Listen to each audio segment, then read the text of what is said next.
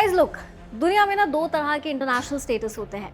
एक वो जहां आप अपनी ताकत से इन्फ्लुएंस क्रिएट करते हो, और दूसरे वो जहां आप इतने नेसेसरी हो जाते हो कि लोग आपको नापसंद करके भी इग्नोर नहीं कर पाते। फिलहाल पाकिस्तान इसी टॉक्सिक रिलेशनशिप का ग्लोबल हेडमास्टर बना हुआ है। जिस देश के प्राइम मिनिस्टर खुद बेगर्स आर नॉट चूजर्स वाला आइकॉनिक बयान देकर उसे अपना अनऑफिशियल नेशनल मोटो बना ले चुके हो, वही पाकिस्तान आज यूएस और ईरान के बीच पीस ब्रोकर बनकर दुनिया को हैरान कर रहा है।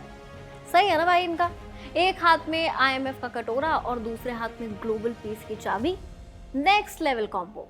8 अप्रैल 2026 जब पूरी दुनिया को लग रहा था कि यूएस और ईरान के बीच टोटल वॉर बस एक ट्वीट की दूरी पर है, तब इस्लामाबाद से एक कॉल जाता है। पाकिस्तान ने यहाँ सिर्फ मीडिएशन नहीं बल्कि इस्लामाबाद एकॉर्ड का पूरा फ्रेमवर्क टेबल पर रख दिया था। डोनाल्ड ट्रंप जो अक्सर नो मोर एड का नारा लगाते हैं, उन्हें भी आज पाकिस्तान की डिप्लोमेसी को एक्नॉलेज करना पड़ रहा है। लाइक एटलीस्ट पाकिस्तान तो ऐसा ही कह रहा है कि सब उसने ही है। फिर वो ट्विटर पोस्ट ड्राफ्ट वाली बात शायद वो अलग है, लेकिन पाकिस्तान इतना वल्नरेबल होकर भी इतना इम्पोर्टेंट क्यों है? देखो, पाकिस्तान के पास जो ईरान के साथ स्ट्रेटेजिक प्रॉक्सिमिटी है वो दुनिया में किसी और के पास नहीं है। अमेरिका के लिए पाकिस्तान एक ब्लैक चैनल डिप्लोमेटिक एसेट है। जब वॉशिंगटन को तेहरान से बात करनी होती है लेकिन खुद को डायरेक्टली इन्वॉल्व नहीं करना होता, तब वो इस्लामाबाद का दरवाजा खटखटा देते हैं। ये सिर्फ मध्यस्थता नहीं बल्कि एसिमेट्रिक लेवरेज भी है। अब आप पूछेंगे कि इंडिया इतना बड़ा मार्केट है, अमेरिका का अच्छा दोस्त भी है, तो फिर पाकिस्तान की इतनी अहमियत क्यों है? सिंपल है, इंडिया एक इकोनॉमिक एंड टेक्नोलॉजी पार्टनर है, लेकिन पाकिस्तान वो एक सिक्योरिटी एंड ज्योग्राफी प्रॉब्लम है। अमेरिका की फॉरेन पॉलिसी का एक पुराना उसूल है, keep your friends close but their problematic neighbours even closure.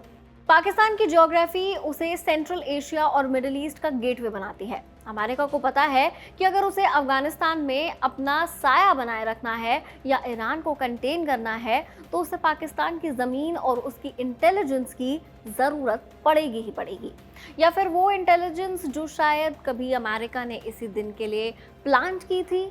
वो अलग बात है कि सालों ओसामा बिन लादेन पाकिस्तान में छुप कर बैठा रहा और अमेरिका कुछ नहीं कर पाया। अमेरिका की इंडिया से दोस्ती अपनी जगह, लेकिन टैक्टिकल ग्राउंड पर पाकिस्तान आज भी डीसी के लिए एक नेसेसरी इविल बना हुआ है। अब बात करते हैं चीन की। बीजिंग के लिए पाकिस्तान सिर्फ एक पड़ोसी देश नहीं है बल्कि जियोपॉलिटिकल इन्वेस्टमेंट है। CPEC 2.0 2026 अब सिर्फ सड़कें बनाने तक सीमित नहीं है, ये इंडस्ट्रियल ट्रांसफर का नया फेज है।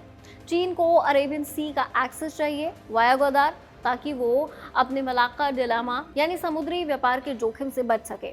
अगर पाकिस्तान कोलैप्स होता है तो चीन का $60 बिलियन का सपना मिट्टी में मिल जाएगा। इसीलिए जब भी पाकिस्तान का बैंक बैलेंस जीरो की तरफ बढ़ता है, बीजिंग फ्रेंडली लोन के नाम पर एक नई लाइफलाइन भेज देता है। लेकिन सबसे बड़ा सवाल, इतने क्राइसिस के बाद भी पाकिस्तान बचा क्यों है? इतना औसम है क्या इनका नेटवर्क? देखो, बड़े देशों के लिए तो वजह है ही, हमने बात भी की, लेकिन इसका जवाब उनकी इकोनॉमी में नहीं, उनके न्यूक्लियर आर्सेनल्स में छुपा हुआ है। पाकिस्तान एक न्यूक्लियर आर्म्ड स्टेट है जिसकी आबादी दुनिया में 5वीं सबसे बड़ी है। दुनिया के लिए पाकिस्तान का कोलैप्स होना सिर्फ एक इकोनॉमिक डिजास्टर नहीं होगा बल्कि एक न्यूक्लियर एंड ह्यूमैनिटेरियन कैटास्ट्रोफ बन जाएगा। इमेजिन करो कि एक ऐसा देश जिसके पास एटम बॉम्ब हो और वहां की व्यवस्था पूरी तरह से चरमा जाए।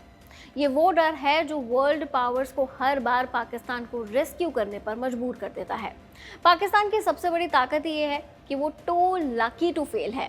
तो अगली बार जब आप पाकिस्तान को IMF की लाइन में खड़ा देखें तो ये बिल्कुल मत समझना कि उनका गेम खत्म हो गया है, क्योंकि वो एक ऐसा टेनेंट है जो किराया तो नहीं देगा, लेकिन उनके पास घर की ऐसी चाबियां हैं जो खुद मकान मालिक ढूंढ रहा है। पाकिस्तान जियोपॉलिटिकल स्टेज का वो कैरेक्टर है जिसे सब कैंसिल करना चाहते हैं, लेकिन पूरी स्क्रिप्ट उसके बिना आगे नहीं बढ़ रही है। खैर, आप इसके बारे में क्या सोचते हैं? कमेंट सेक्शन में शेयर कीजिए एंड कीप वॉचिंग जिंदाबाद।